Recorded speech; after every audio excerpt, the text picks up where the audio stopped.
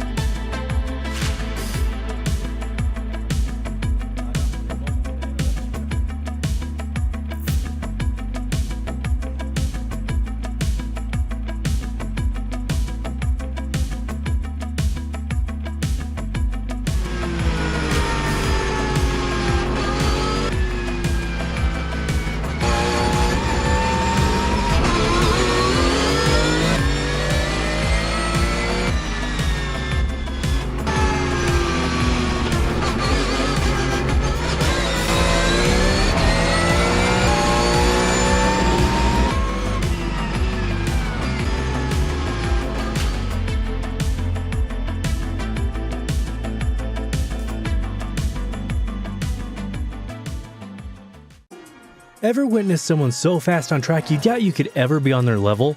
The mission of Advanced Motorsports is to demonstrate the speed is achievable for everyone. With the expertise of some of the best sim drivers in North America, we are set to release free content on social media and comprehensive guides on our website. For those seeking the ultimate experience, our Advanced Motorsport Institute and personalized coaching sessions are the way to go. No matter your level of experience, we invite you to follow us on our social media to learn to be fast.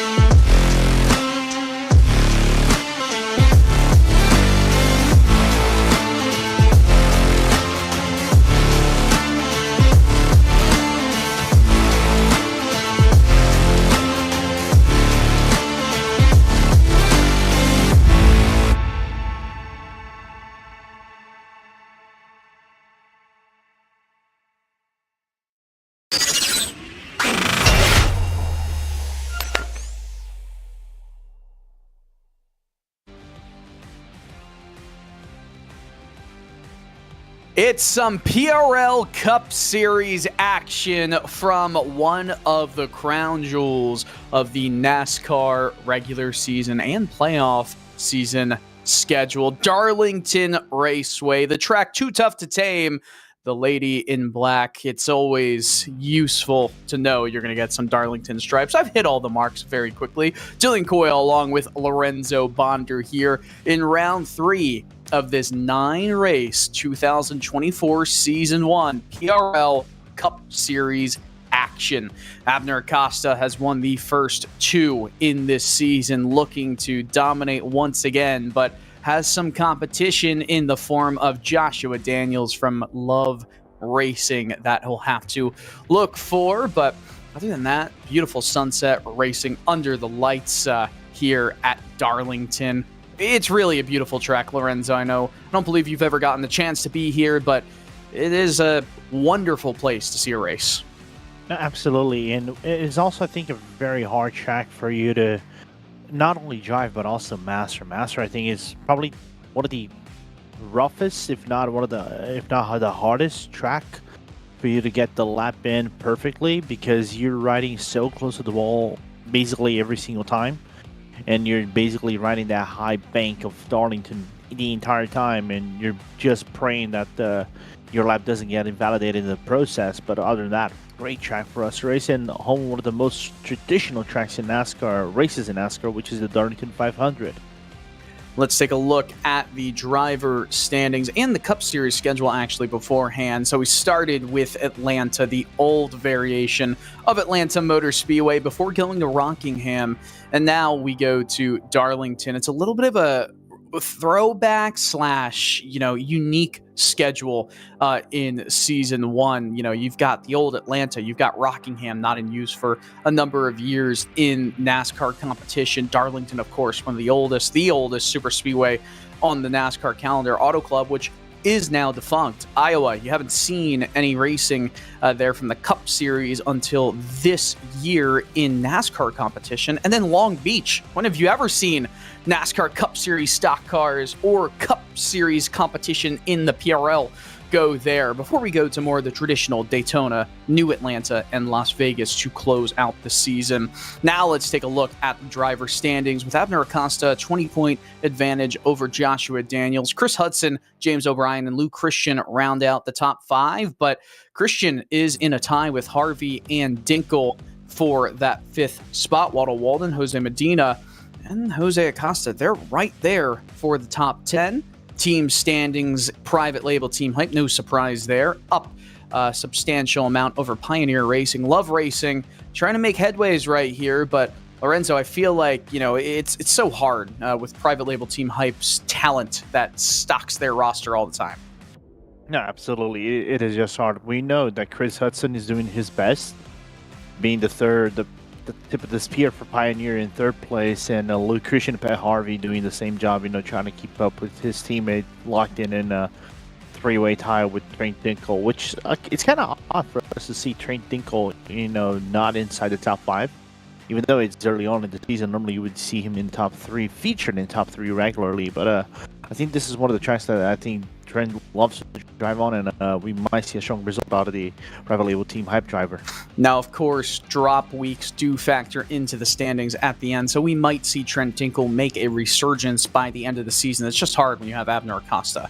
But let's go through some of our partners. This coverage brought to you by Advanced Sim Racing, which is owned and operated by passionate sim racers. It designs and builds the sturdiest and most durable aluminum profile racing simulation cockpits available in the market today. All PRL members also get a 5% discount on ASR products using the Precision 5 coupon code.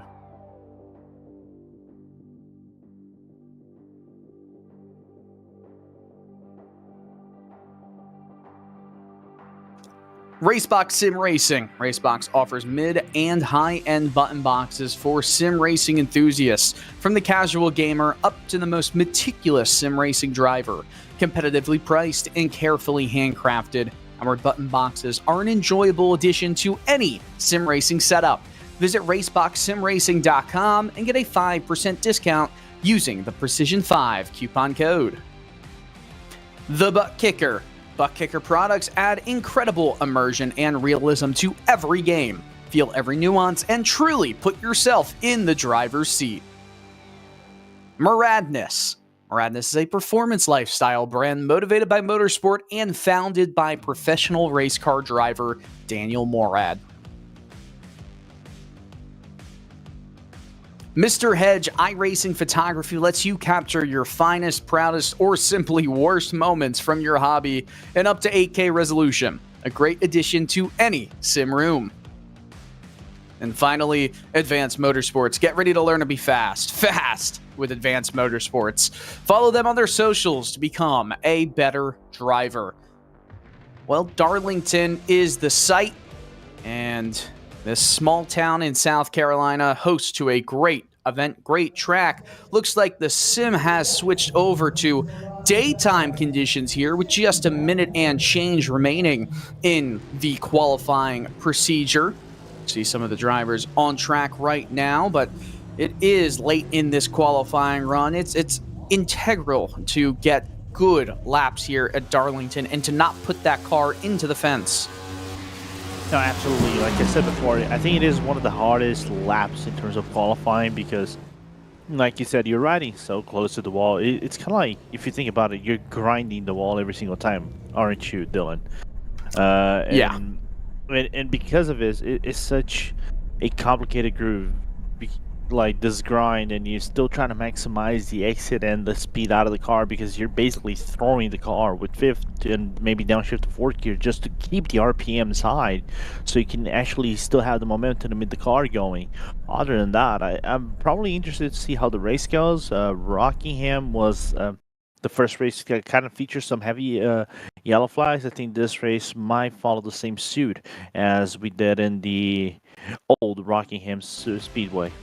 Yeah, 100%. You know, Darlington is one of those tracks that are asymmetrical in the oval kind of record, the oval calendar in iRacing, and it provides a unique challenge. Qualifying is over.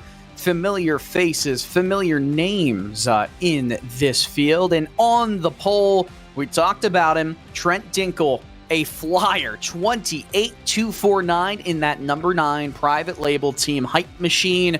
He's going to start alongside his teammate and James O'Brien with Abner Acosta right in behind. How about that? Top 3 lockout for private label team hype. First 3 positions. On the outside of row 2 is Joshua Daniels in that 77 with Chris Hudson and Pat Harvey, the top 3 rows. We continue moving down the order with Corey Cook with 3-3-3 behind for 7th place. Jose Acosta in the outside of row 4. Bruno Mello, Vicente Sepulveda, 248.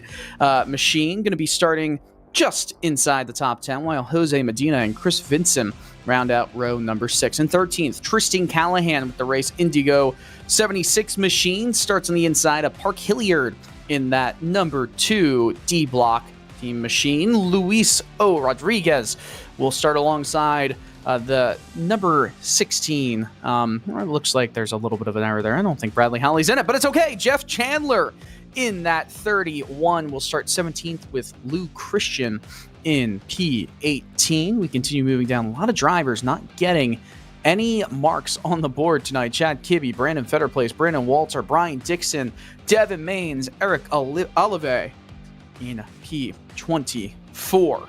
And that is your starting grid for Darlington tonight. It's hard to get lap times. If you touch the wall once, it doesn't matter if it's a 0x. That lap is invalidated. The pace car is off. We are just 1.333 miles away from seeing this race go to green flag conditions. 150 laps or 90 minutes, an hour and a half, whichever comes first. Do you feel that we might see the timer a little bit earlier than the lap counter in this one, Lorenzo? This is going to be an interesting one for me. All races that we've had so long, they went to the distance. They went lap based instead of, being time based. We don't have a very big grid, only 24 cars, so there is a good chance this still continues as a lap-based race than time-based race, despite how hard it can be to drive around the South Carolina track. Well, Trent Dinkle will lead the field to green as they roll around 3 and 4. Pace truck goes down into pit road, and now it is all up to Barney the flagman and the number 9 machine, the Chevy Camaro ZL1, to get things going here. 150 laps, round 3 PRL competition in 2024. Green flag in the air. Dinkle and O'Brien headed to turn 1, very even. Dinkle will slide all the way up. It's easy to do that on the inside, but right alongside will be O'Brien, who gets a good burst of speed going out of turn 2 into the backstretch, single file through most of the top 10, and so far, so good, until we maybe see some calamity coming out of turn 4. It's very tricky to get this track right, and guess what? Everyone did through lap 1. No, everybody did through lap 1. I thought this probably would have been problematic moving forward whenever you got to that merge out of turn number 2 in the middle of the pack, because you're kind of rejoining on the line of other people. But other than that, everybody just now followed into a single file, just one trying to follow the other, trying to break away from the draft that over here can be a little bit unphasing on your tires, which I think is key to manage your tires over here. Otherwise, your run, especially as the stint goes on the second half of your stint, they're not going to be just fun. Yeah, 100%. As Dinkel continues to lead by 2/10, 1, 2, 3. Go the teammates right now. 86-degree Fahrenheit track temperature. That's pretty cool. That means these tires are not going to burn off at the same level that you would expect from this abrasive asphalt that Darlington Raceway is known for. Clear skies, so the sun, even though it's trying to bake in, it's not doing anything like that, as James O'Brien just went fastest 12:19 p.m. You want to know why it's not hot out? It's because in sim time is January 20th. I don't think Darlington Raceway has ever had a race in the month of January. But so far, we'll see if these cooler temperatures do change how things go. Corey Cook hits the wall, loses a few positions heading into turn 1, but still trying to recollect everything, and so far Cook is able to get back up to the outside wall and back up to speed outside of turn 2. The entry into 3 is a lot slower than the entry into turn 1. It is a very, it's a shorter turn. It's a harder angle to get right. But in turn 1, it's also the same thing. You kind of have to dive it in deep because the wall kind of curves to the outside at the outer apex of 1 and 2. It's a very weird situation with how to drive this course. I think it is probably one of the most unique tracks in terms of how it's grooved, right, Dylan? Well, you know better than I do. You not only you do NASCAR, you in real life, but also in sim more than myself. But the way that this is run, it's so complicated.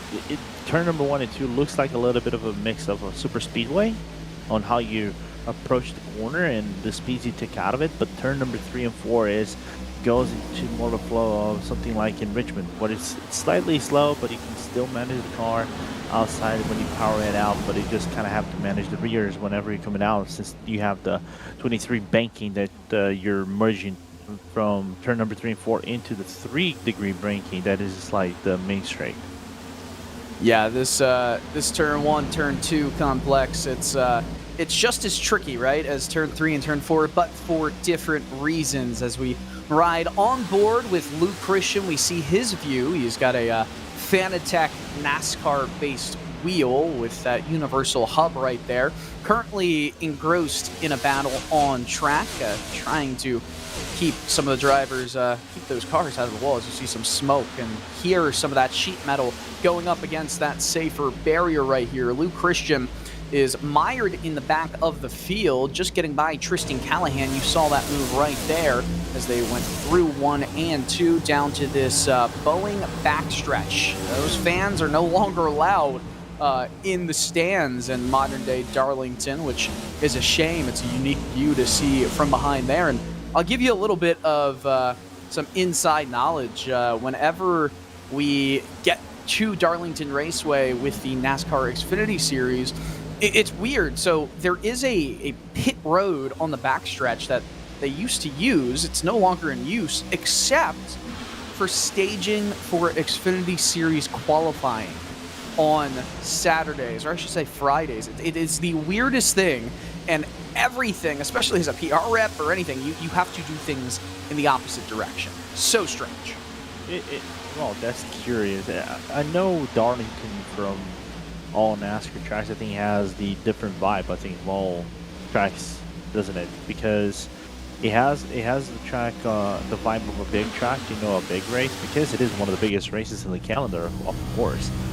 But it still retains so much of this grassroots, old school like aspect that you have in a track like this. So that's why I like Darlington for all these set things. You have so much of what was in the old school of NASCAR, right? And I hope it continues that way, because it's kind of like maintaining tradition while you still keep these things modern. Yeah, 100%. It's definitely one of the cooler experiences as a fan, or even just as an employee of a race team or the sport itself, to to be at, and it's something I'd always recommend, especially that throwback weekend. You never really get to see something like that anywhere else except for Darlington Raceway. On lap 13 of 150, and so far it's pretty much the status quo, except for third and fourth swapping over with Abner Acosta falling back for Joshua Daniels to get by him by just a few tenths. But James O'Brien, look at how close. It's only 1/10 off of Trent Dinkle. And Dinkle and O'Brien, especially Dinkle, is ultra aggressive, but we're also used to him saving his tires for long runs, and that usually involves him dropping back, dropping positions. Not so much right here. Will we see that as this run continues to crawl on? I think not. Maybe this is one of the tracks that, when we say air is life, like clean air is life, right? Because you can kind of dictate the lines you're going in and out, and how you run the car through the track, and you don't have to be concerned over the dirty air and kind of like be slightly off angle, like you would see O'Brien coming over here in turn number 3 and 4. See, he's slightly to the high side of the banking, not exploring the wall per se, but it kind of avoids being, washed out through the corner by the line of Dinkle. So that's why I think for now, Dinkle is in a very good spot. Yeah, 100%. And it's not like teammates are going to run over each other, but at the end of the day, you still want to be... Racers are going to be racers, right? It's like you want your teammates to work together at super speedway tracks, but they're still racers at the end of the day. So you see some side-by-side action here going through 3 and 4, a little bit in the back of the field. And, there's two distinct parts of this field right now, I could say. Basically, the top 8 are running within a few tenths of each other, every single one. Then look at this, the 1 and the 248 getting really close up against each other's quarter panels coming out of turn 2. Everyone from 9th on back are also running in this big group right here, and this is where the racing is a little bit hectic, a little bit chaotic, right? It's a smaller field of drivers in the race tonight, but that doesn't mean if you don't have good, competitive, quality drivers in this field that you're not going to get a good time. You're not going to get some close racing like this. This is definitely fun and exciting to watch. Yeah, and also we have to consider, like you said before, we run basically half of the, we're running with the half capacity, what would be the NASCAR grid, actually a little bit over than that. Oh, a little bit of a spin between Keepay, I think, for what it looks like to be a fatter place, but not the case. Oh, a car going down the inside, and I think hit the inside wall there at pit road. Right. Couldn't quite see who that was. And the one of Vincent going into the wall on the outside. So lots of things happening. Oh, a big hit to the outside wall outside of 2. Was that Hilliard? Oh, and they're turning down the backstretch. 4-car incident. Yellow flag undoubtedly is going to come out here. They're still wrecking. The 99 gets involved. Another spin. Caution is out on lap 20. Oh my goodness. We talk about chaos. We've seen it there. Yeah, and it kind of struck a little bit earlier than usual, didn't it, Dylan? I think we expected maybe this to come about lap number 40 for something like that, whenever you start to prepare yourself to go into the pit lane. But everything kicked off when Keebay, I think, tried to make the move on Fetter Place. Couldn't get it, and then went straight to the wall and kind of opened up the seats for everybody else to try to be aggressive on. And we're going to look on the replay what happened, I think, with Hilliard, Oliva, and I think someone else as well, as everybody's coming into the pits.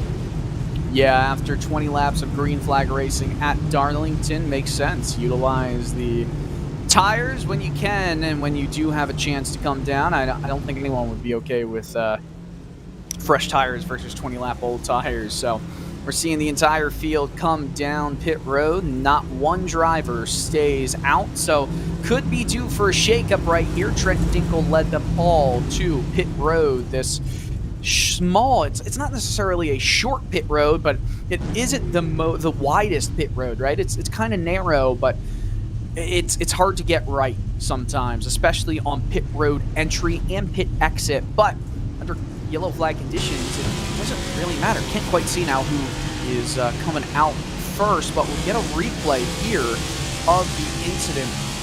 And this is Park Hilliard. And so the incident happens half a lap from here, where coming into one, 7 just in front, 2 side-by-side racers, and I think, yes, so there's that wall hit right there. It has a lot of momentum, and he just turns the 7.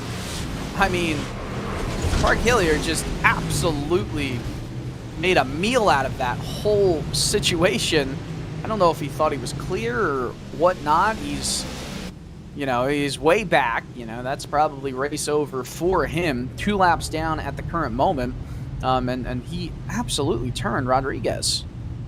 Yeah, and I think he got caught off by Sepulveda's lack of speed coming out of turn number 2. I think he got stuck with the number 7 of Luis Rodriguez coming out of that turn 2, and because of that, I think he just lined himself in a very bad spot, and apparently some air contact happened, but it's unfortunate for these instances to happen so early on in the race and already put you in the back burner so badly.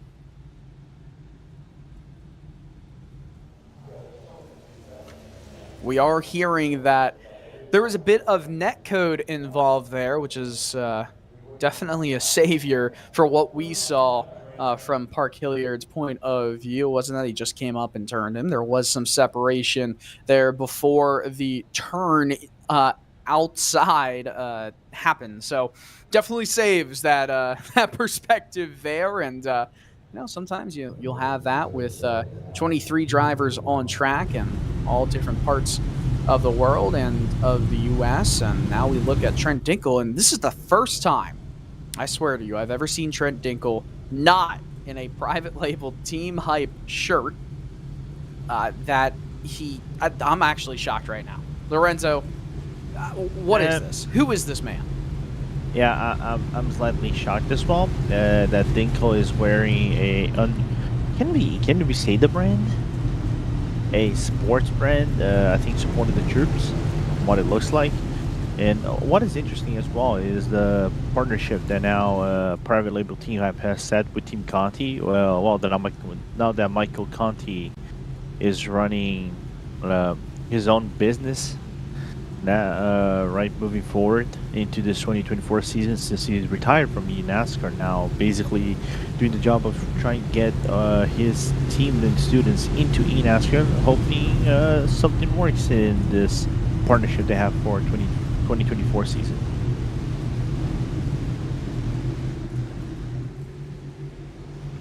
Pace truck lights are off.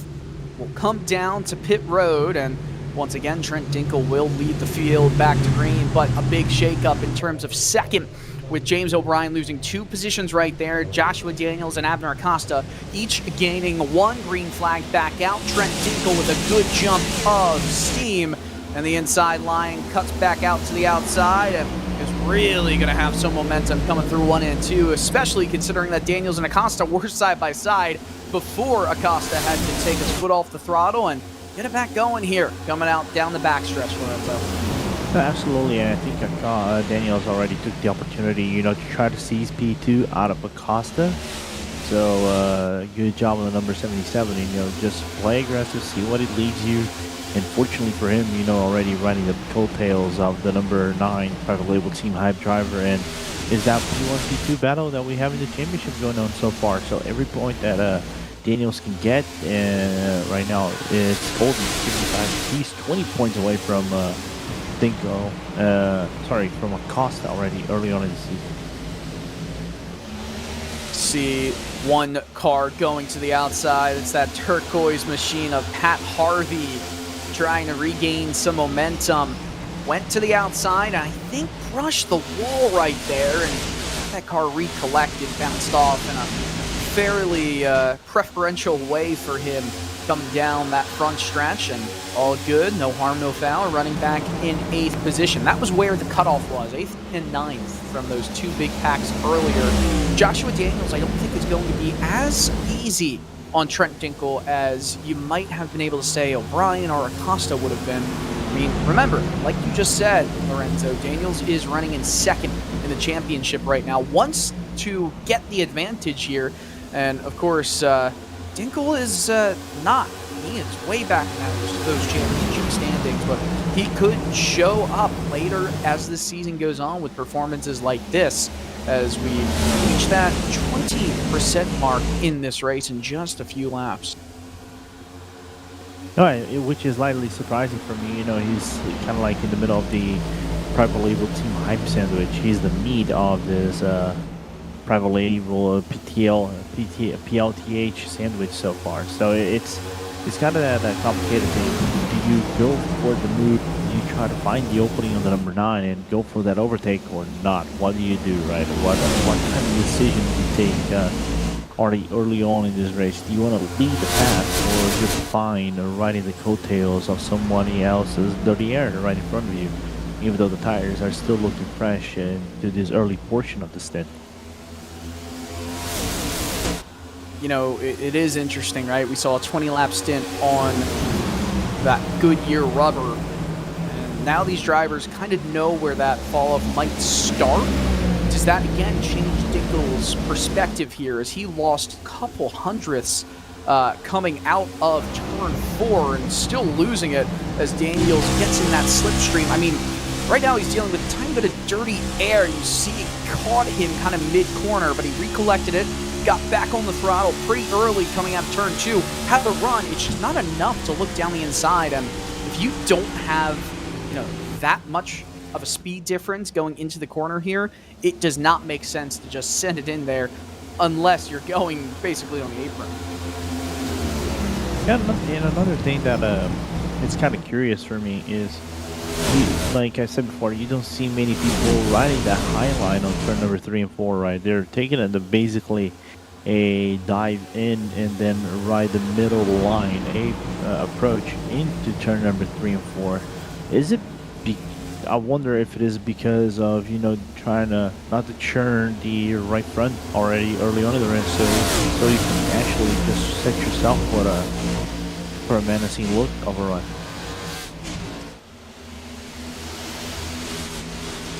Corey Cook, the Carolinian driver, right now is in the back in, well, mid-pack 11th. You saw that car in the purple just go down to the backstretch apron. Couldn't quite see who that was or what necessarily happened, but you see that it's the 03 of Brian Dixon, the New York driver in that Camaro ZL1, who collected it himself pretty well. He didn't hit that inside wall, but we rejoined with Chris Vincent way up against that wall. SSR Elite machine, and you know, a lot of drivers just going up against the wall there. Darlington is a hard place to get passes done. You can ride with drivers. It just takes a lot out of your Goodyear rubber to make the move and get it to stick, because if you can't make a move, especially down the inside here, then goodness me, you're going to be your tires are going to be screaming Bloody Mary for a little bit right there. Yes, now we just saw in the standings that Sepulveda made the overtake on Luke Christian, so the 240 breaking ground a little bit, and it looks like that Lou's already losing some momentum, might lose one more spot, but I think he'll be back. You know,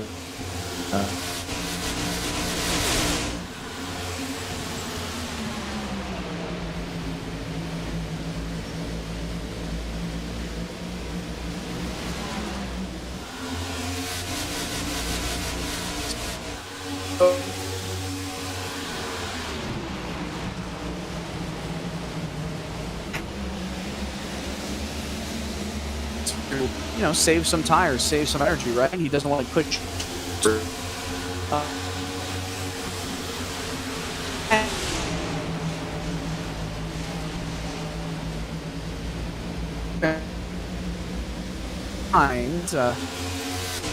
me see, activate.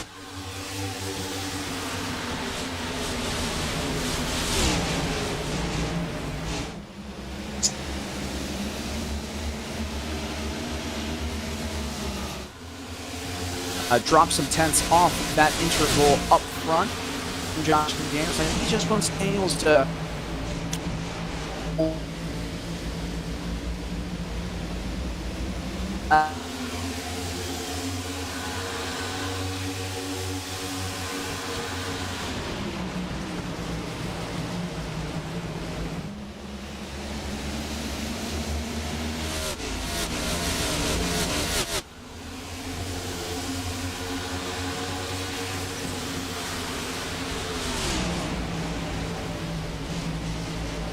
consecutive so far in that number one car.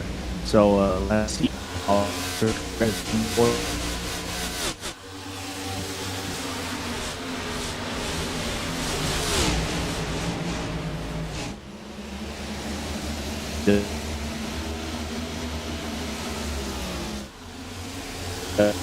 would be the hardest track for overtaking, because I feel from drivers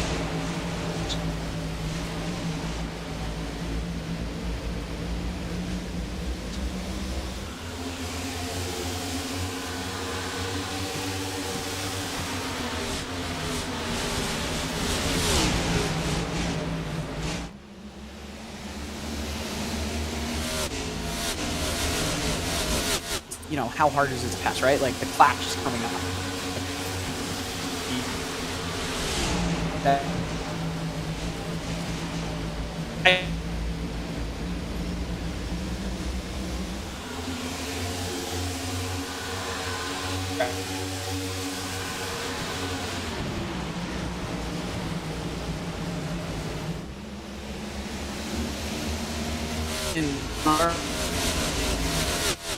Are some of the more difficult tracks to make and maintain passes right now. But, you know, we'll take a short break here on RaceSpotTV. It's PRL Cup Series action, lap 41 of 150 complete. We'll be right back.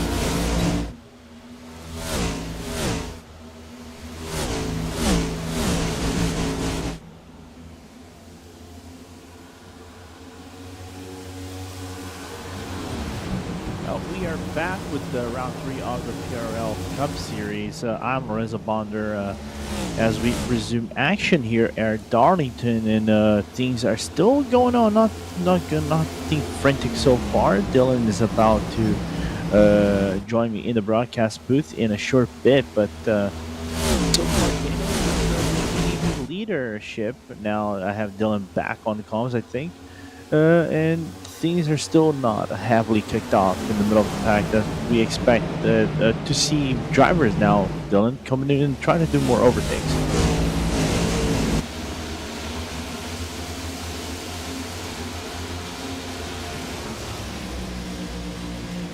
And yeah, and it's all good. Meanwhile, things going on so far, and just based off as we have, I think,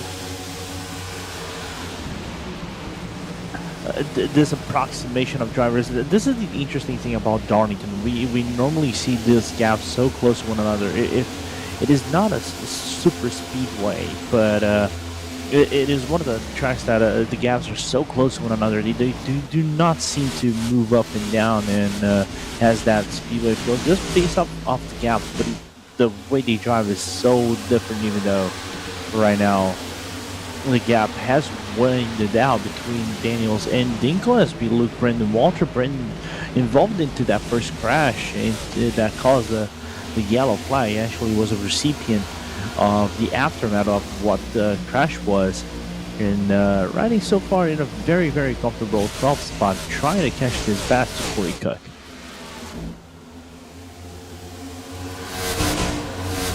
Appreciate you taking over for a little bit right there, Lorenzo. And, you know, you're just talking about Darlington a little bit, right? This track is one that changes throughout the flow of a race. And we talk about those changes, and Joshua Daniels and Trent Dinkle, they're getting closer together. But Abner Acosta, James O'Brien, they are also running at this very high level of pace. Chris Hudson just in behind. You see the gaps 1, 2 just up ahead, going out of your screen now, and then 3, 4, all the rest in behind as we get closer to that 33% mark of this race. And you know, it's all about this, you know, attrition rate as Dinkle gets a good run, packs some air on the left rear quarter panel and slides up past Joshua Daniels in that 77 machine easily into turn 1. It's what happens when you save tires for a few laps and then almost lull Daniels into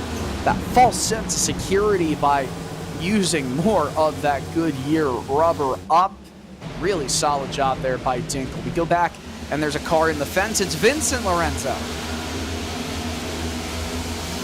Yeah, absolutely. Vincent, we saw a little bit before having a very, very solid run, just trying to follow the other drivers. I think just that's back in the wall. Now Walker's back in the wall as well, so he's losing some momentum as I think from what it looks like, the track is starting to pick up a little bit more heat. 3 Fahrenheit degrees more than what it started the race, so as we go deeper into the afternoon, I think we're going to see the tires struggle more and more as the stint goes on by.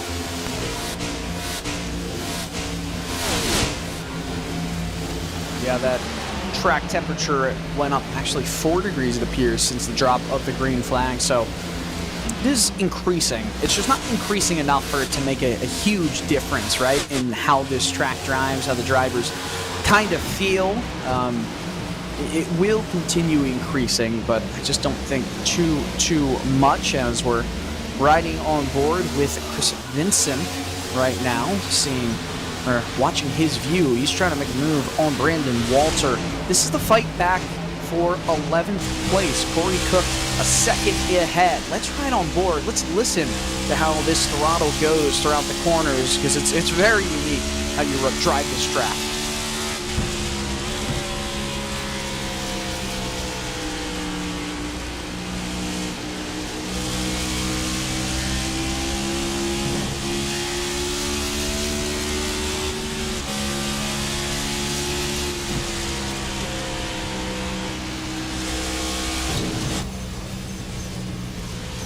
That is certainly not how you drive the track right there. Getting into the inside or the outside wall. It's been a hard day for that right side of Vincent's #1 machine. He's gotten into the wall a lot in this race, and now he's going to have to deal with Luke Christian down the inside. Christian not having the race that he would have liked or expected. We rejoin this battle up in the top 5. James O'Brien currently running in 4th. Abner Acosta just ahead. Joshua Daniels has fallen back to almost a second behind Trent Dinkle, race leader.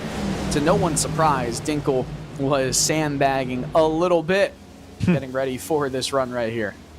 Yeah, I think he was just waiting for the right moment. You know, he saw that Daniels pushed up a little bit of his car after the overtake was done. Gap was extended nearly to 0.6 of a second between Daniels and Dinkle respectively.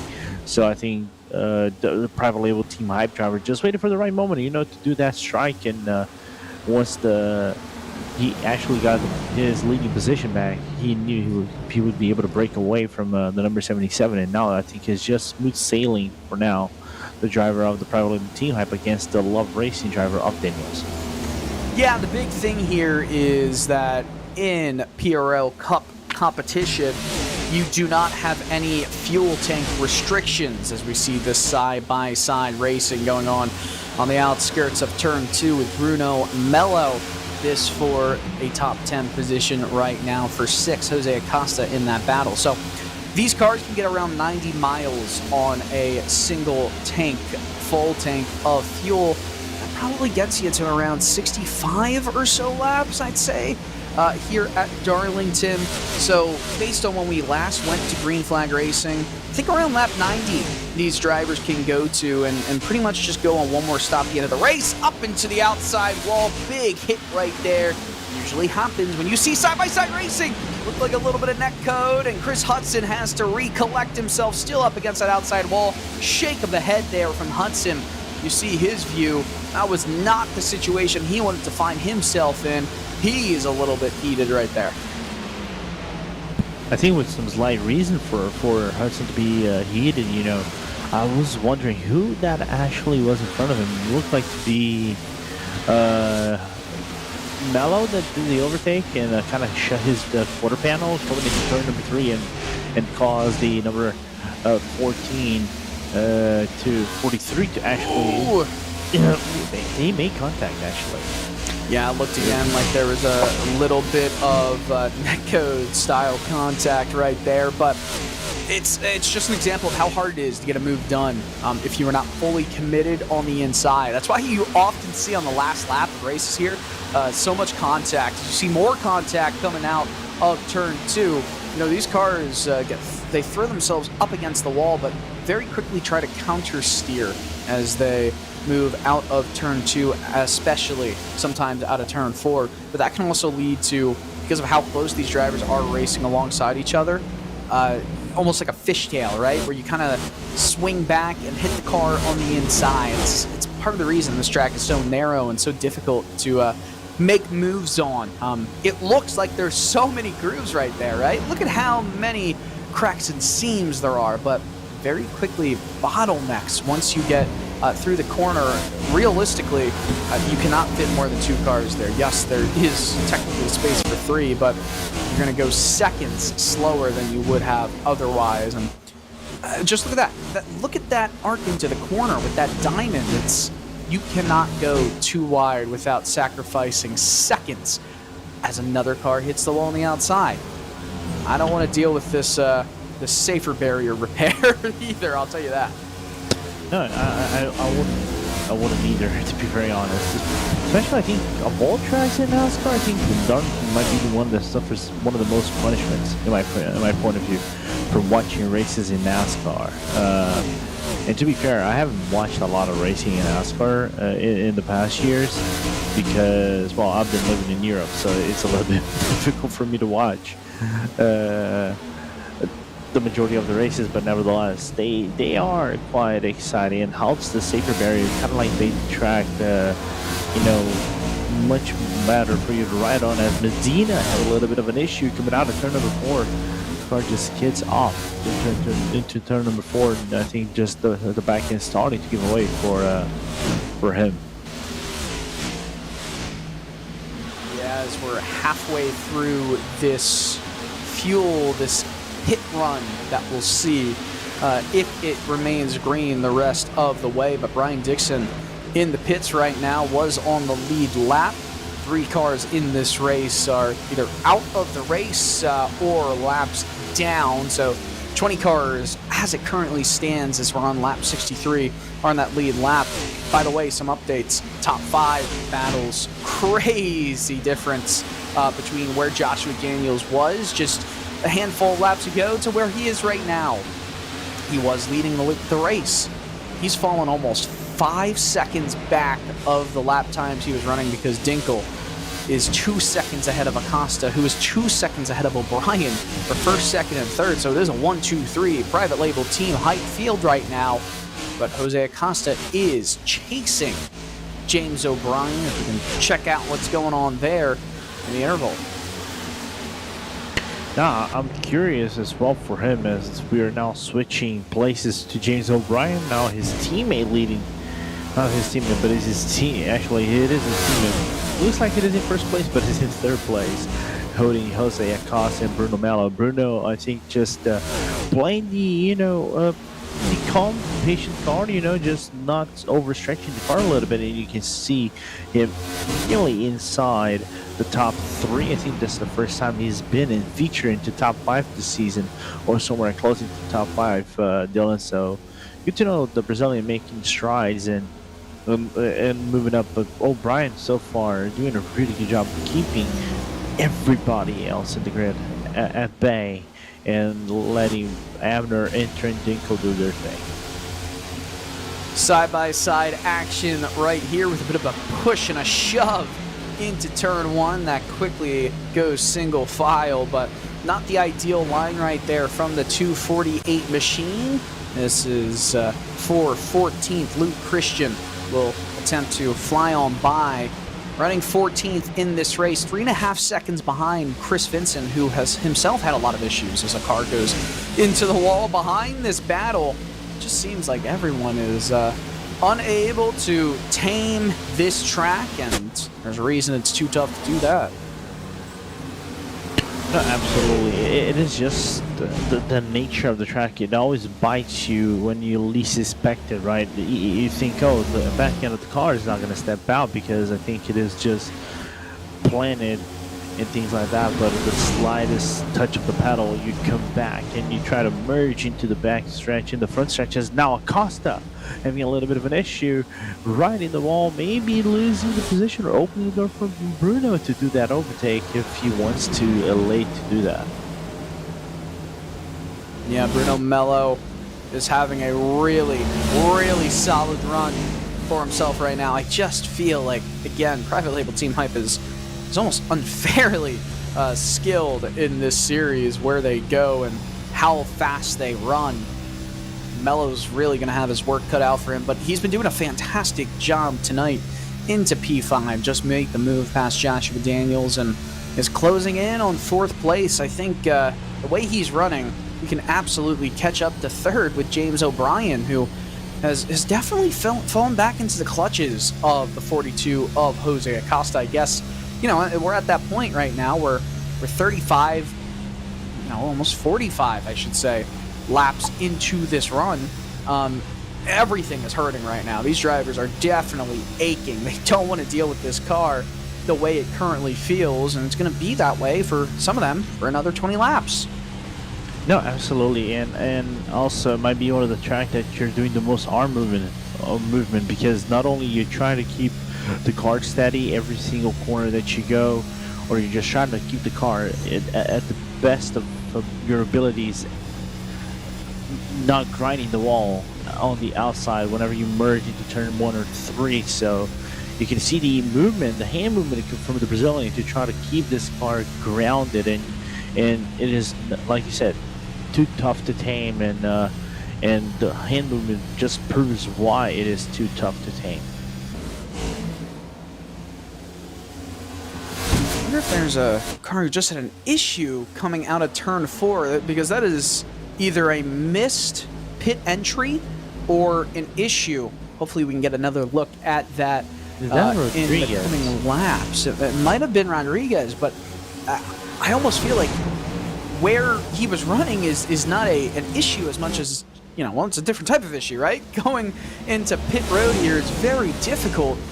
It's just the angle and the speed you're going at. So we'll have to come back and check out what happened there as we're getting closer to the halfway point of this race. Here's a replay of what happens here, and this is coming down the backstretch, that Boeing backstretch at Darlington Raceway. A little bit of a tap on the outside wall, and this Ford Mustang Rodriguez just this might be an earlier lap as well, so we'll have to just kind of ride and wait another 30 or so seconds to see exactly what happened here. But there's definitely a problem, Lorenzo.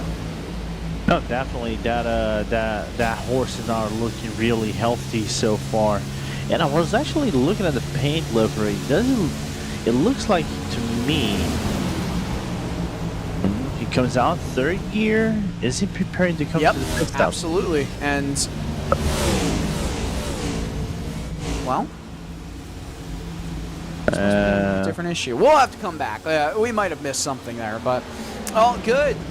We're on the final lap before we make it halfway past it in this race here, round 3.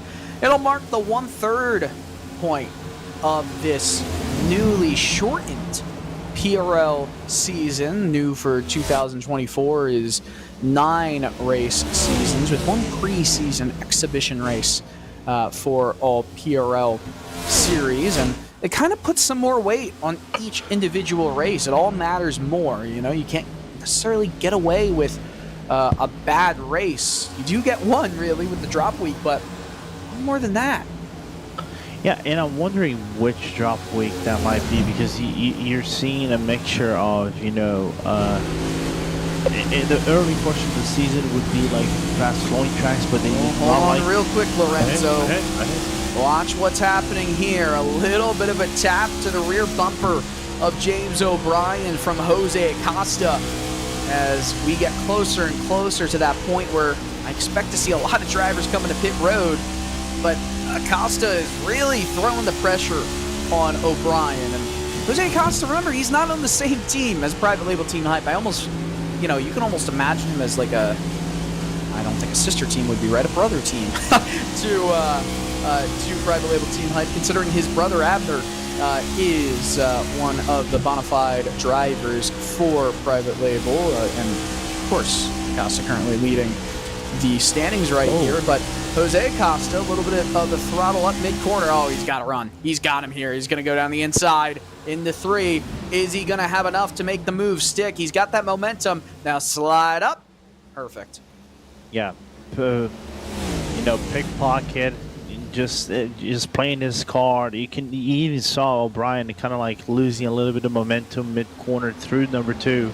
And with that, seized the momentum and made the overtake. Just clean, finally breaking into top 3.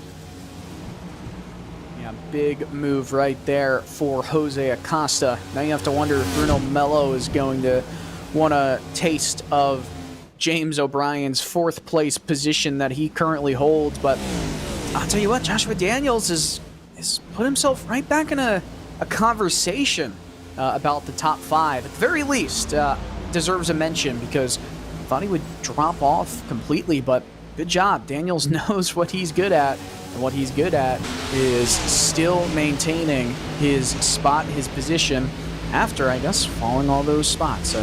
Jeff Chandler, we go back to. Chandler currently running the outskirts of the top 10 in 13th position in that 31 machine.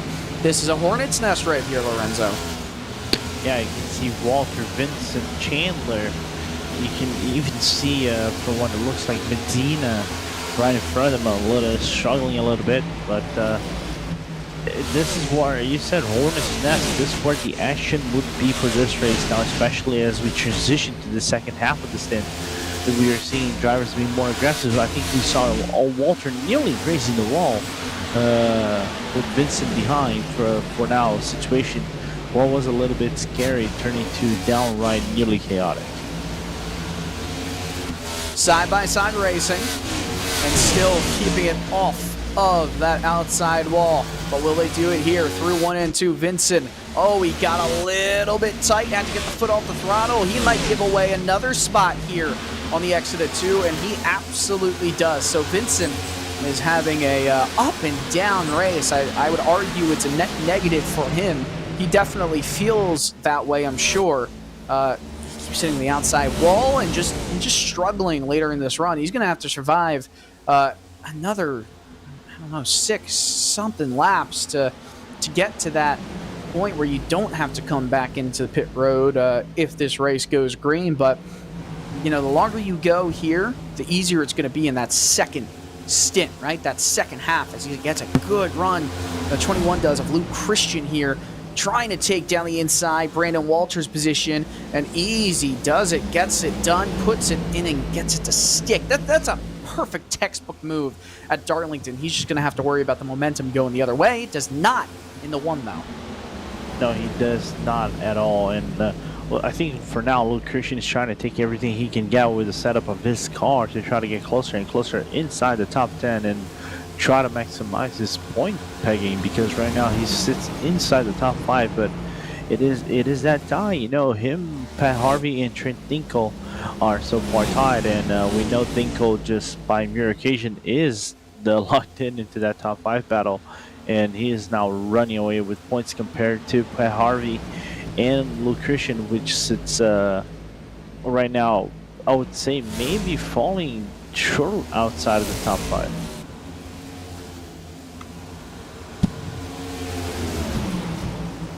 Two massive hits is what we're hearing for drivers in this field right now, as we still see the 24 of Jose Medina and the 21 going side by side. We'll try to answer for you what those cars, what those drivers, who they were. I'm hearing right now that not sure exactly who it was, Lorenzo. If you've seen anything as cars are coming out of pit road right now, is that Bruno Mello? No, that is not Mello. That is the 248. Yeah, that's right. But right around now is where you're going to start to see all the pit stops. And what happened here? Abner Acosta and Trent Dinkle, 2 seconds, have come down to 1:10. Oh, they pitted. It's just that Dinkle spent 5/10 of a second more than Acosta in the pit box.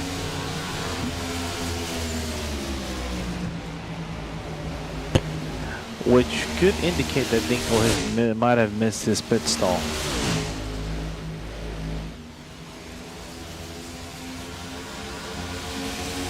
So that is not what we're seeing. Dinkle, a 14.5-second pit stop is definitely a longer pit stop. And I don't know, maybe he had to reverse, maybe he did not, but not see it there as Abner Acosta tries to keep in pace, keep in tow with Dinkle. Remember, Abner is the championship leader after 2 races, and Trent Dinkle has not had the start to the season that he wants for himself here. And now a bit of a crossover. Dinkle will take away that inside positioning. Is that necessarily the way he wants to go about it? Yes, that's exactly what he wants. And now he's coming back into pit road. So were you correct about that right there, Lorenzo? Oh, interesting. Did he get a black flag though as well? Because I think this is one of the trickiest pit entries, because you're merging from entry number 3 and you're quickly already on the tapping the brakes, right? Oh, never mind. I am surprised.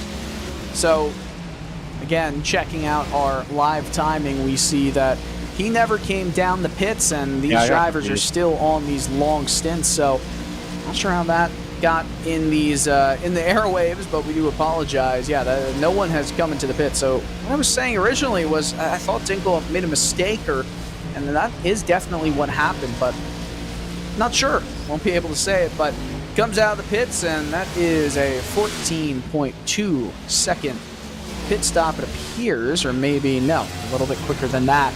He's back on. So right around what I said, lap 90 is when everyone would come into pit road.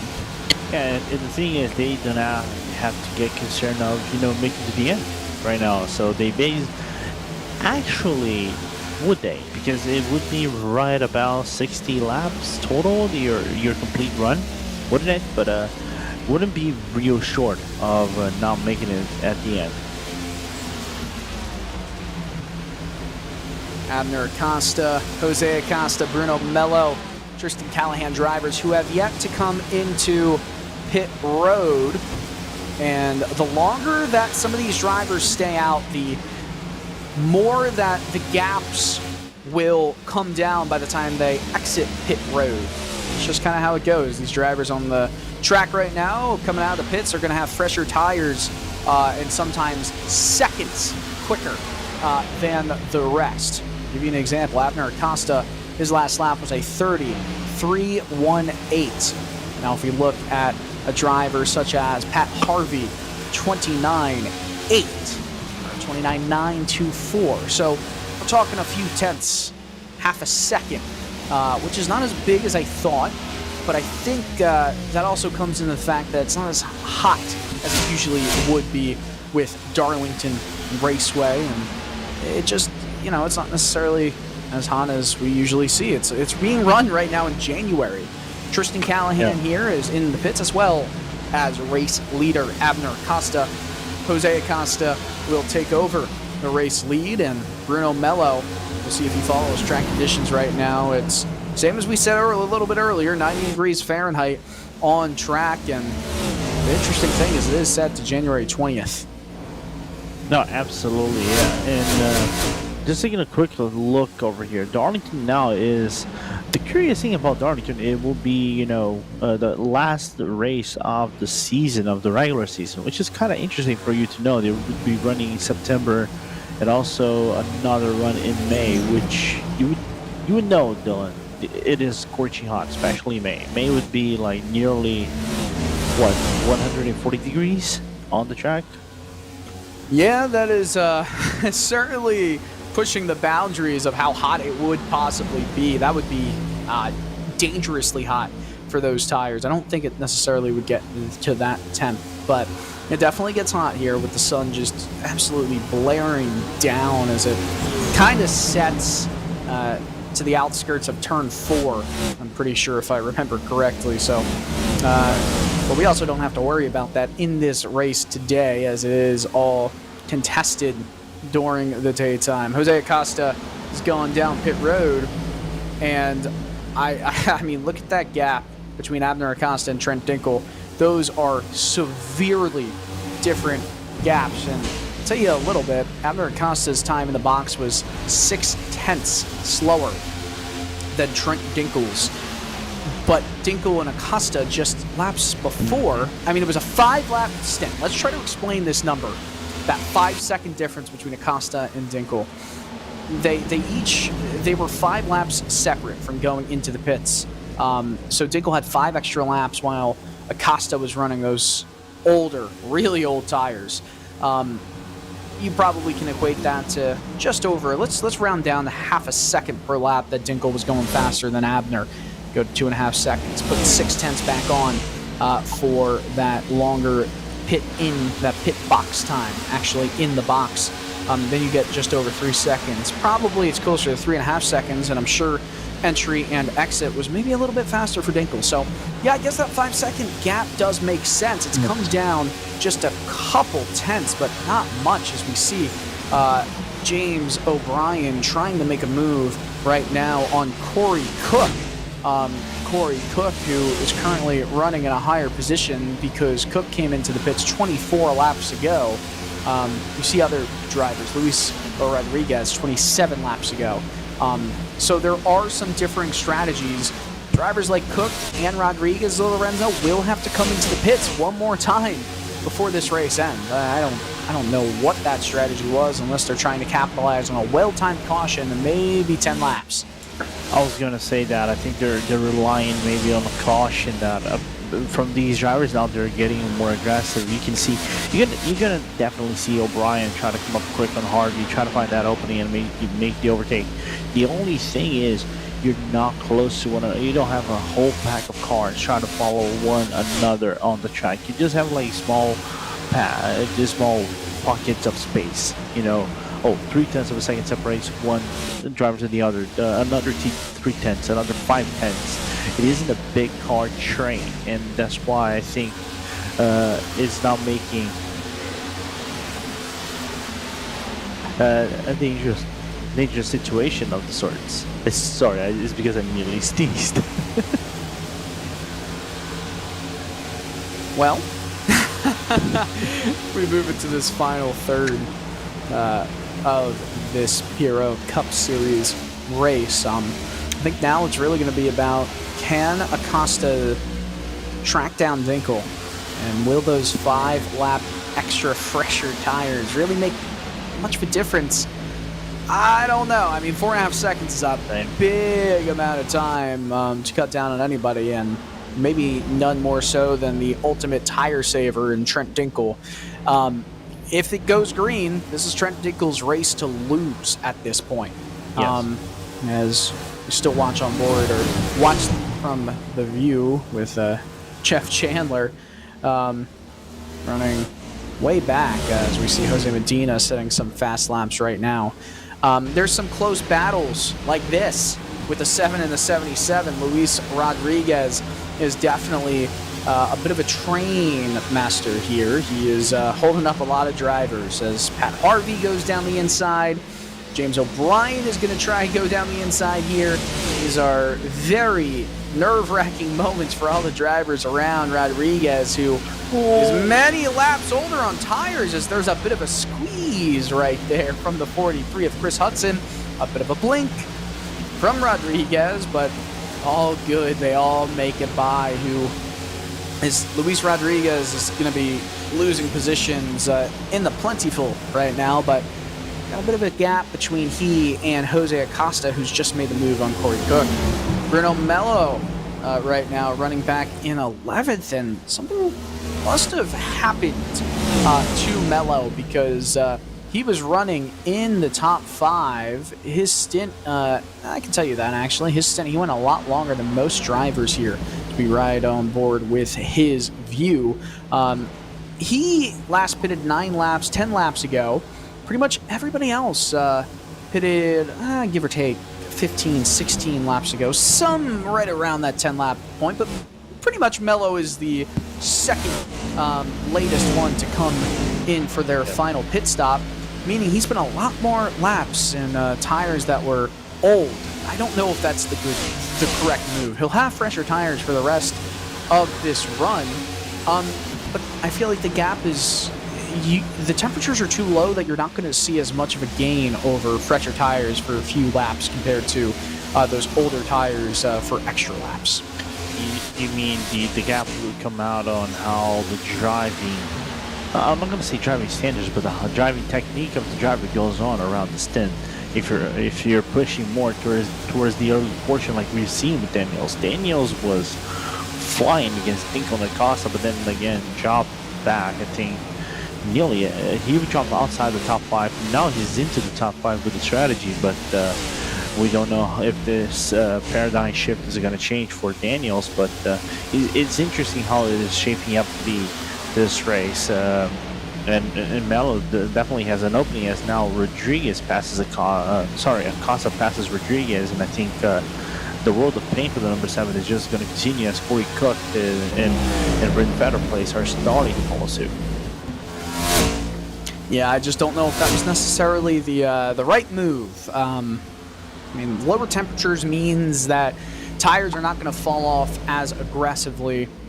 But that also means that the advantage of fresher tires is kind of negated.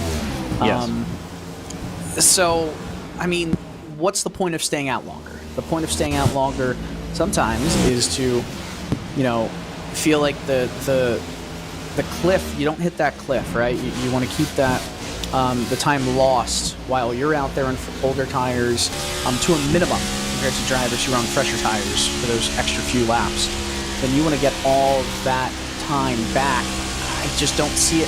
The timing does not kind of, support that strategy of staying out longer for Melo, who is now in all this traffic, right? He's trying to make moves here, and it's kind of hard to do that.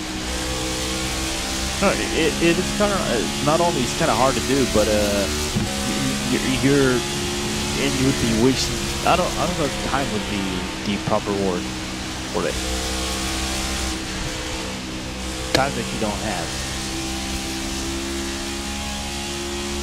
Well, nonetheless, 40 under it laps to go in this race. Let's take a quick moment to talk about Dinkel, Acosta. Gaps come down to 4 seconds. It's now crested underneath it, as we see some moves attempted to be made on Pat Harvey by James O'Brien here. Didn't get the run he wanted, but I still don't see 4 seconds coming down in 39 laps. That's too much when it's a guy like Trent Dinkel, even if you're Abner Acosta. No, this ain't coming down one bit. And I think this is going to stay as is for now, and the way that it's gone, basically, it's just going to follow. Maybe if it falls down, it might fall down slightly below the 4 seconds, like 3.5 tops, because their paces they're very similar. So it is just, I think, just trying to keep the car into the track and alive for the long run, while we are approaching the checkered flag in about 37 laps. 36 now.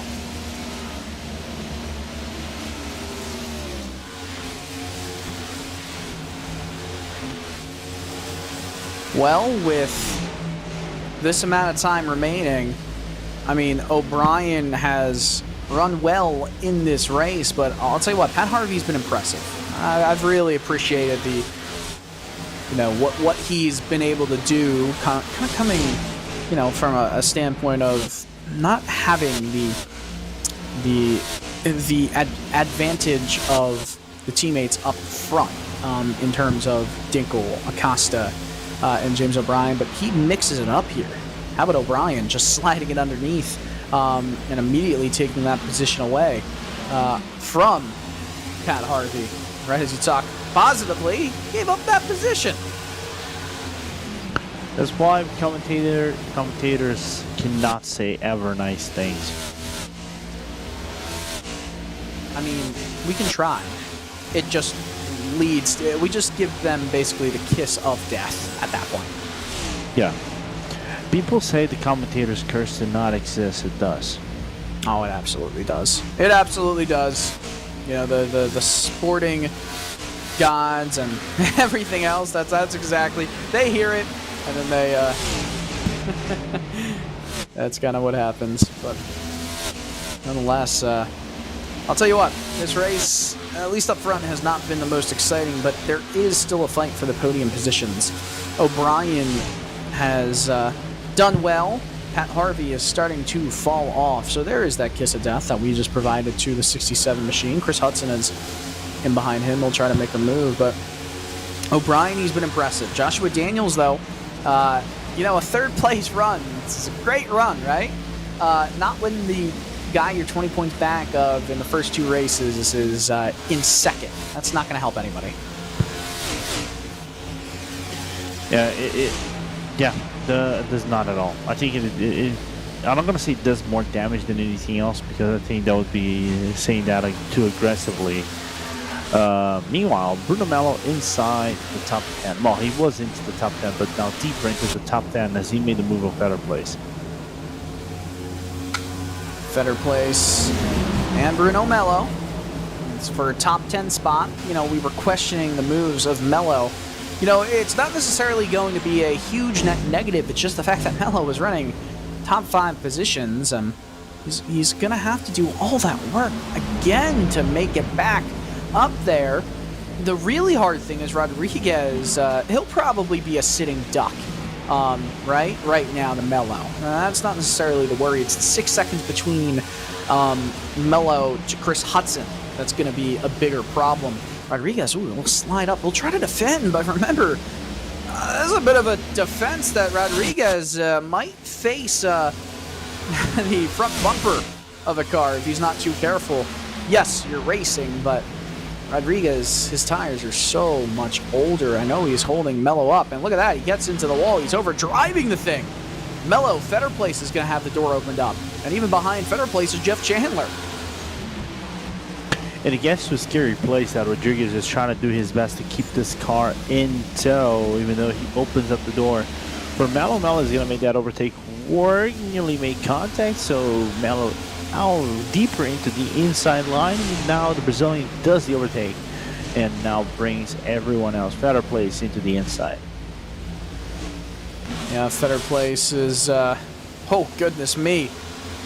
Again, close with Rodriguez, who has definitely got it mixed up here with a lot of drivers. We're watching Mello, but there's a lot of action right in behind Mello that we're missing out on right now, with Rodriguez being passed by some of the drivers here.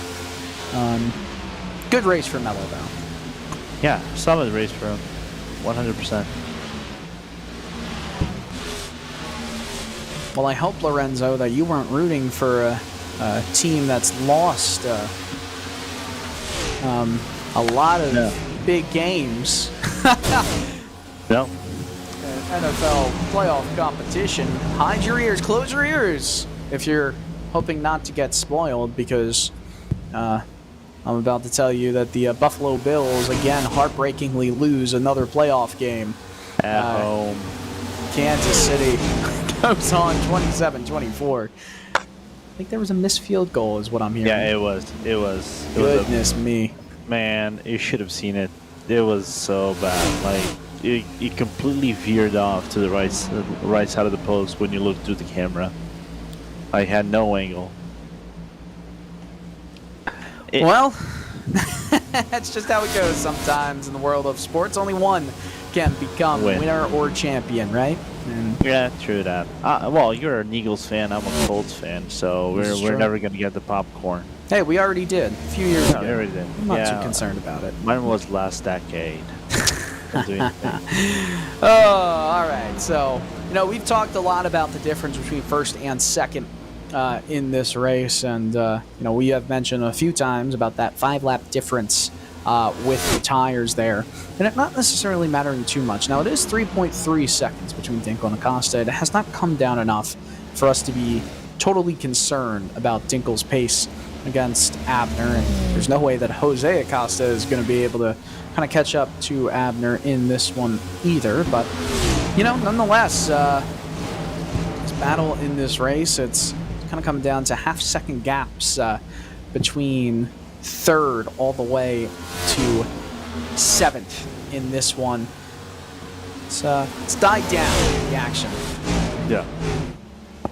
I think if we're seeing anything happen in this race, my guess, and this is just pure based of all guesses, would be for top 3, and would be the 3rd spot. But Acosta, Jose Acosta is just doing a phenomenal job with the car and arguing an edge to James O'Brien.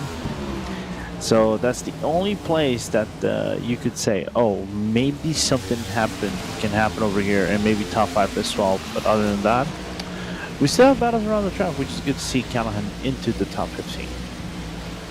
Yeah, you see that car on track right there as we ride on board with Tristan Callahan, and it's in that, I believe we've talked about it before, it's an Odyssey VR headset for Race Indigo. I love what we see from his view. You know, it's very weird, right? You usually see a monitor in front. He's got no monitor. He only races in virtual reality, it appears, with a Formula-style rim, because he does race really consistently in a lot of the PRL road course leagues, open wheel, Formula D. He is very fast in them as well, but also that backdrop, that wall, just Race Indigo, it stands out. So kudos to him on that one. You know, there might have been an announcer from 4 years ago who had, you know, a very messy room in his in-car cam, in booth cam a lot of the time. His name is Doug Coyle. That's me. That got fixed, though, by the way. We've got a good... Did you fix that, really? I did. That was college Dylan. Oh, okay, 4 years ago, my friend. Yeah. Oh, time does fly by. Hey, man, we were doing some announcing for another sim years ago in 2016. We've known each other for 8 years? Yeah. Is that true? True. Wow, that's scary, Lorenzo. Yeah, I know. What's more scary is the fact that you're a Man City fan and I'm a Man United fan. So that's the worst part. Hey, Kevin De Bruyne is back, baby. That's all I got to say. Yeah, be scared. Be very, very afraid. Jeff Chandler is just a 10th off of Brandon Fetterplace now for 9th place.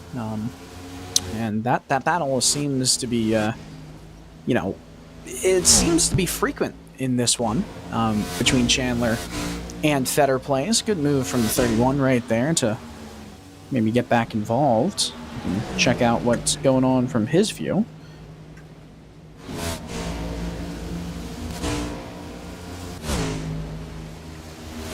There you go. And this is some good racing action between those two drivers, these two cars. It's a nice green, neon black kind of car, that look for Jeff Chandler in that 31. It's a Toyota versus Chevy Camaro battle. Camaro ZL1, the official branded Chevrolet machine in Cup Series action. Good running here. Oh, absolutely. Really good run. The 34 better place honest. So good to know that Jeff Chandler is doing a really solid job. If I remember correctly, his campaign hasn't been the most solid. He's just had the first run of the season, or the first points of the season last time at Rockingham. So trying to do his best to try to get himself featured deeper and deeper into the top 33, 44 drivers that we have in the championship. So now standing at P29, definitely going to gain some spots with this race.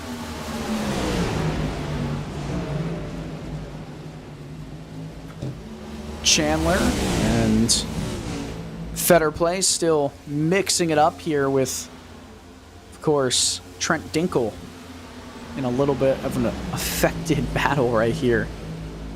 This could be interesting over the next 15 laps. I don't think it's going to really matter too much, but I mean, Acosta is 2.5 seconds back, right? That's going to need to be flying. Yeah. But Dinkle's got to be careful, because if these two, Chandler and Fetterplace, continue to fight for a long time, that could be detrimental.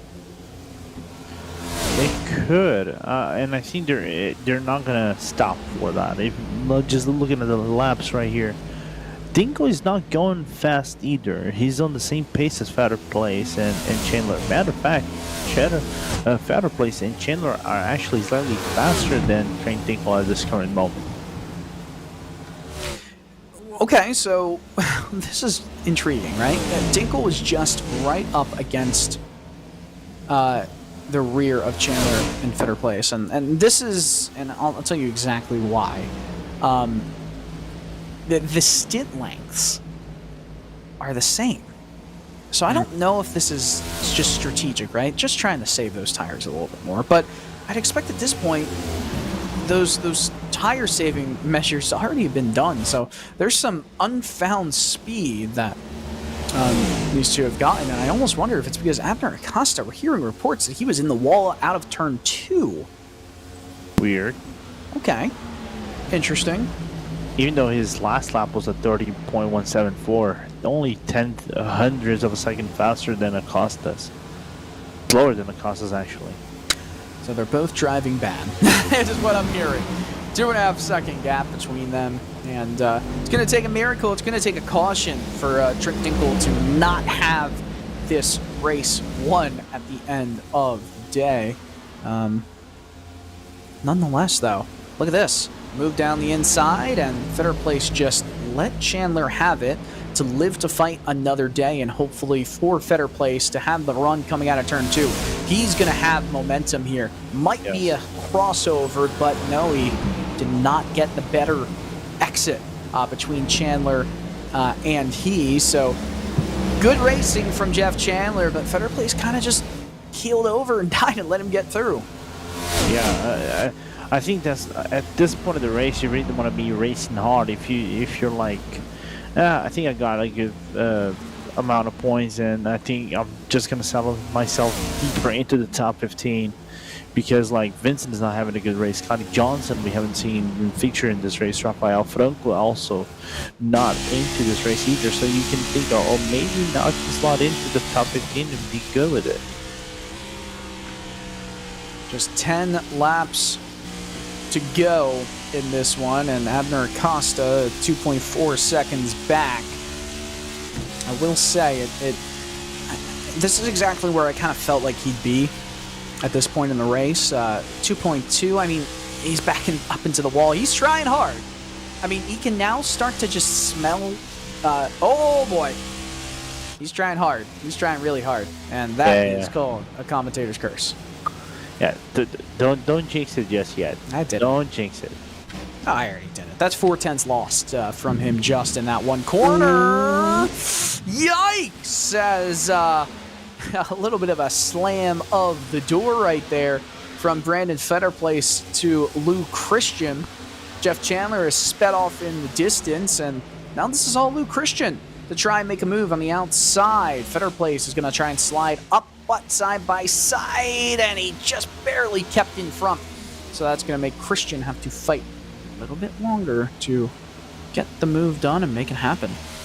No, absolutely, and it's a matter of when and where does Christian make the move, right? And if he's going to stick it, that's the most important part. Because I think he's going to ride aggressively. You can see him already biting his mouth a little bit, trying to set himself up for a run. But Fetterplace is trying to manage to keep him at bay for a while longer now, holding the breath once again to try to, maybe get some horsepower more coming out of turn number 2.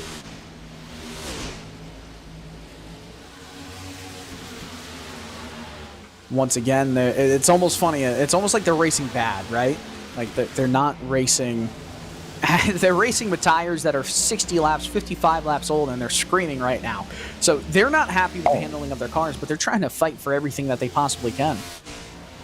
No, absolutely. Absolutely. The car just gets so much sluggish as the run goes on by. And in a track like this, you can see trying to minimize the the skid off the tires, the oversteer, the snap oversteer on the reacceleration. Now you can see Christian trying that outside line. I think this is the first time I've seen the outside line work, but going for the up and under, and he's getting frustrated with the fact that he's not being able to overtake better place. Yeah, and I think, Christian has not had the race he's wanted, but to his credit, he has crawled his way into a fight for a potential top 10 finish. He's moved himself into the top 10. Fetter Place got very squirrely on the exit of turn 2. It's now Lou Christian's top 10 spot to lose now. He's just going to have to keep that momentum going down this straightaway, but he got tight and up against the wall. Fetter Place, though, he's not close enough to really send it in there and compete anymore. So, he's lost a lot of seconds in the last 10 or so laps. Luke Christian moves into 10th. Trent Dinkle only has 2 laps and a little bit of change to complete now before he takes the checkered flag. And that is, of course, if this race stays green. He's been dominant in this one. Yeah, absolutely. As we are approaching the second to last lap, and Dinko just with a very dominant lead, and Christian with an issue coming into the turn might open the door for Fetter Place to try to get a run. And so far, now he's breathing a little bit easier because he knows Fetter Place doesn't have the tires to match him. As soon the final lap will be opened by the private label Team Hype driver. Yeah, I'm surprised that Fetter Place has been able to stay within 3/10 of Lou Christian as long as he has been able to, but I just don't see it. No, Christian up into the wall. All right, I don't see it. I do see it right there because that's what happens when I try and speak things into existence. White flag in the air. Trent Dinkle has begun his final lap of the race, and there's still some infighting to happen for a top 5 spot. Joshua Daniels and Pat Harvey are infighting right here. But, of course, all eyes are going to be on Trent Dinkle, who is taking the checker flag right now. Already one hand on the water bottle with the private label Team Hype logo. He wins at Darlington Raceway. A very calm, casual, collected victory for the man who has set many records in Precision Racing League action over the years. Joshua Daniels was able to hold on to 5th over Pat Harvey as the checkered flag continues to wave in the back for pretty much everyone else who has crossed the line. That is it. The race is over. It is complete. And we'll get that finishing results, finishing positions in just a moment. Trent Dinkle started off the season horribly, and by his standards, he's already putting himself back into the conversation here. Wins by 2.8 seconds over teammate Abner Acosta. Jose Acosta finishes on the podium in 3rd, and James O'Brien will get not 1, 2, 3 for private label Team Hype, but does get 4th. Joshua Daniels locks out the top 5 for Chevrolet. Pat Harvey in Pioneer Racing 67 is the only one in that Toyota Camry in the top 10. Bruno Mello, Chris Hudson, Jeff Chandler, and Luke Christian finish inside the top 10, while Brandon Fetterplace is the last one on the lead lap in 11th for Bowie Esports. Brandon Walter, Tristan Callahan, Chris Vincent, Luis Rodriguez will finish a lap down, while Vicente Sepulveda will finish 2 laps down. Corey Cook and Jose Medina joins them. Brian Dixon, Chad Kibbe, 38 laps down. These are the drivers who had issues. Eric Oliva, Devin Maines, Park Hilliard round out the 23-car field.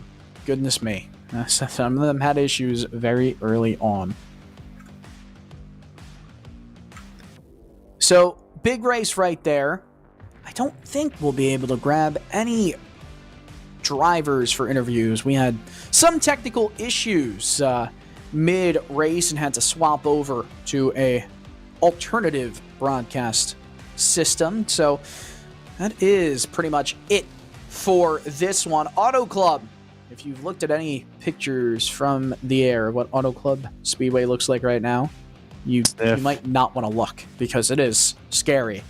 It's gone for the most part in the way we know it, but guess what? iRacing has memorialized it here on the service. Auto Club Speedway is next Sunday, 8:30 Eastern Time, same day of the week and same time. That's how you're going to be able to watch it on RaceSpotTV for some Precision Racing League Cup Series action. A fun one. Trent Dinkle dominates it. Of course he does. Dylan Coyle in the booth, Lorenzo Bonder, of course, everyone else at RaceSpotTV and the Precision Racing League. We wish you a pleasant good evening, good night, and good racing.